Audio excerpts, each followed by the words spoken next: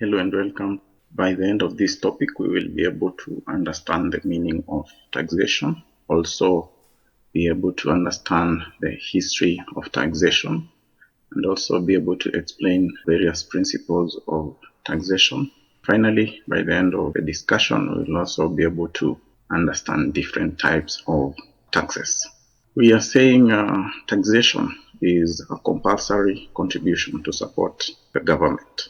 And we can levy it on persons, we can levy it on property, we can levy it on income, on commodities, on transactions, and we will be able to clarify that when we discuss types of taxation.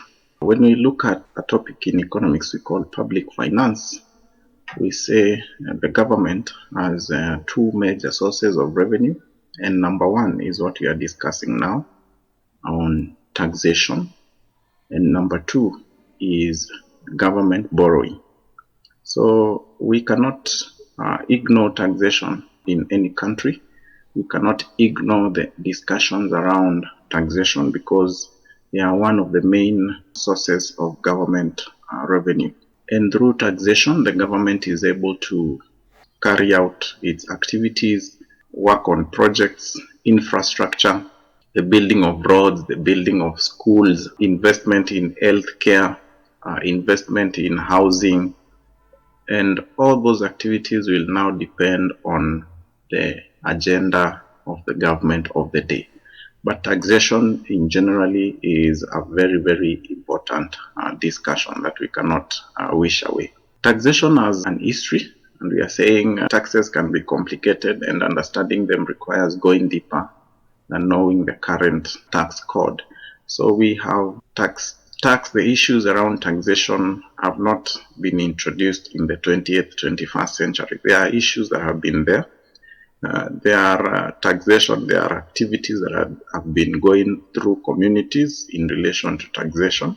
And we are saying the history, why it was used and how it influenced previous societies can help policymakers draft better legislation based on outcomes and patterns from the past. And we're also saying many of the basic type of tax governments depend on today, including sales tax, excise tax, and property tax, have been around since early civilization. So most of these taxes have been around and they have been practiced on people. And we're also saying in terms of also around the origin that about 5,000 years ago, we see the ancient Egypt where Pharaoh collected a tax of 20% of all grain harvests. So when you look at countries like Egypt, we had a ruler called Pharaoh, and we are saying in those days, all the grain harvests were charged 20%. That was the tax then and how it was to be calculated. We have different principles of taxation, and we are saying when we talk about principles, we simply mean they are guidelines on how we need to observe the aspect of taxation. So we are saying there are guidelines that govern entity and use when devising a system of taxation. Number one is the principle of broad application. The system of taxation should be spread across broadest possible population so that no one or entity is taxed excessively. So we need to have a taxation system that brings everyone on board. That is what we mean by broad application. It should be able to bring everyone on board, the rich, the poor, the middle income earners. So everybody should be able to bear the burden of taxation. The other one is a broad tax usage. Taxes are only targeted at a specific use when there is a clear cause and effect between the tax and the use. So when we talk about broad tax usage, we simply mean once we collect this tax, then we need to diversify in terms of using.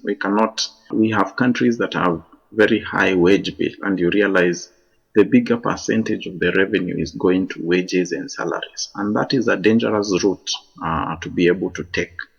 So our tax regime, conduct, or how we use the taxes should have a broad usage. We need to have a percentage that goes to education, We need to have a percentage that goes to health. We need to have a percentage that goes to infrastructure. We need to have a percentage that goes to investments that can bring or that can give the government more revenue. That is what we mean by broad tax usage. So these investments would be, for example, investing in shares, investing in bonds, and putting up of projects that are going to generate more revenue. Number three is ease of compliance. The administration of tax should be as simple as possible so that a taxpayer will have little difficulty in complying with the tax payment requirement. So the ease of compliance. Everybody that is a taxpayer should find it very easy to pay whatever amount that they are required to pay. And that will ensure that the government activities, the government systems are moving on forward without interruption. The other one is the expenditure matching. The level of taxation should approximately match the amount of projected expenditure so that the governing entity is prudent in covering its cost but not tax an excessive amount. So taxation authorities should not spend much in terms of administration cost and the cost of collecting taxes, the amount that they are gaining or the amount that they are getting in terms of taxation. Number five is the fairness in application, and we are saying the type of tax imposed should present an equal burden on all taxpayers in the same economic condition. So this one is just about fairness. For example, one of the major fair kind of tax is what we call value added tax, because it is tax on goods. Everybody who purchases a particular kind of good will now fairly be able to pay the value added tax.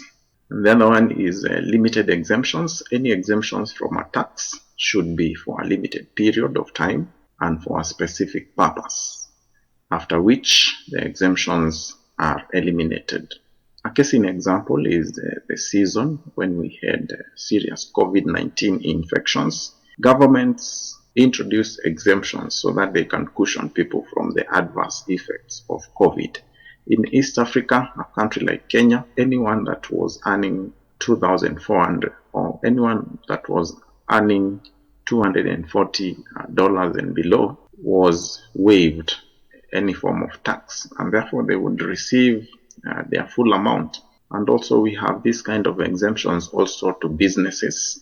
That's why we are saying even if we have these exemptions, they cannot last forever. They will be able to be lifted. And I invite you for this particular slide, look at what the government in your country did in relation to exemptions during the COVID period, and also find out whether the exemptions are still there or they have been lifted, because we are saying they cannot last forever.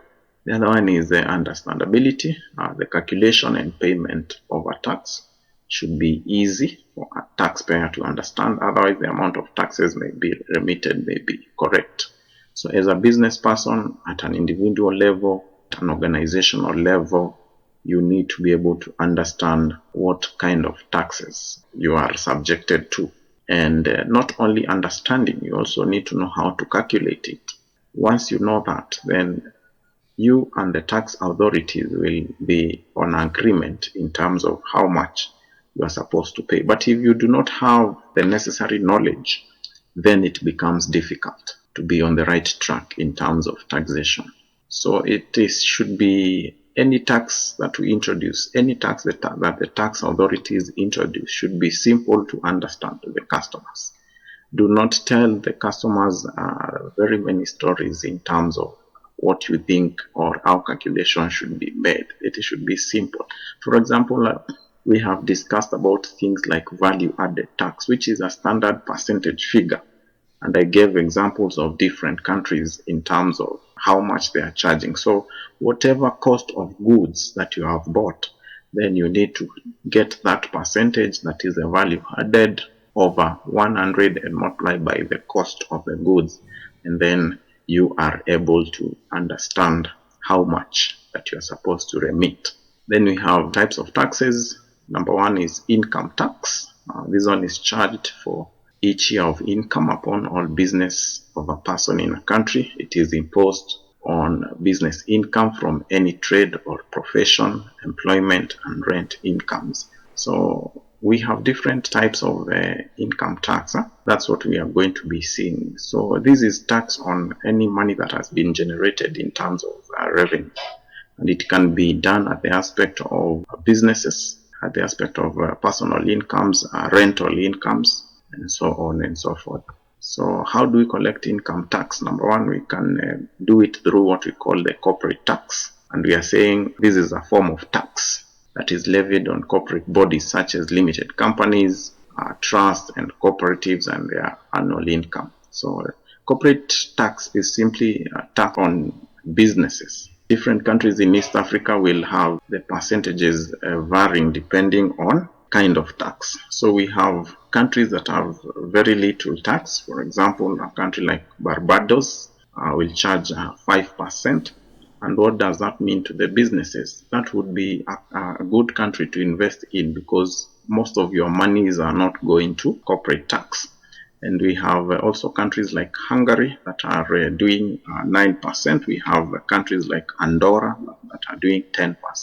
And we have those that are charging high. For example, in East Africa, countries like Kenya are charging 30% corporate tax.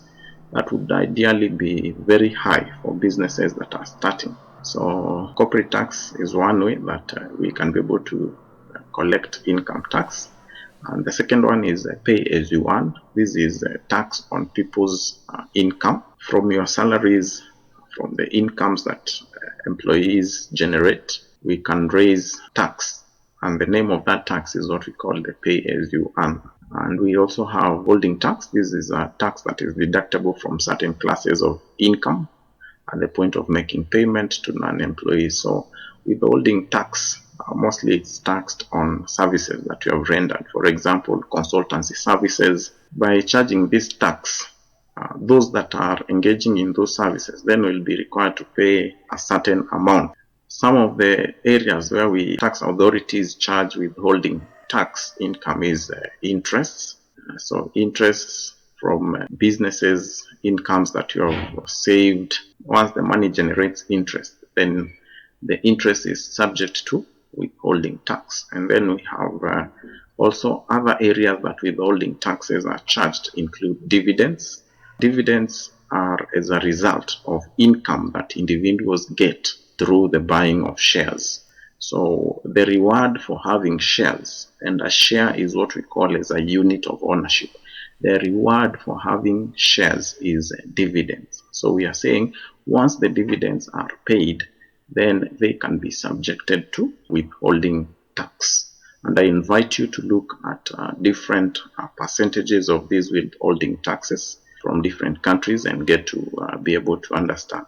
And also find out more on how withholding tax works. And finally is commissions. These ones is basically for those that are working in the sales and marketing. Most of them do not have salaries per se, but they have what is called commission. That is for every client maybe that you bring into the entity. So once that commission is calculated, we are saying that part of it, a certain percentage is gotten out of it, and we call that percentage as the withholding tax. And then we have another type of tax is what we call the value added tax. And this one is charged on taxable goods.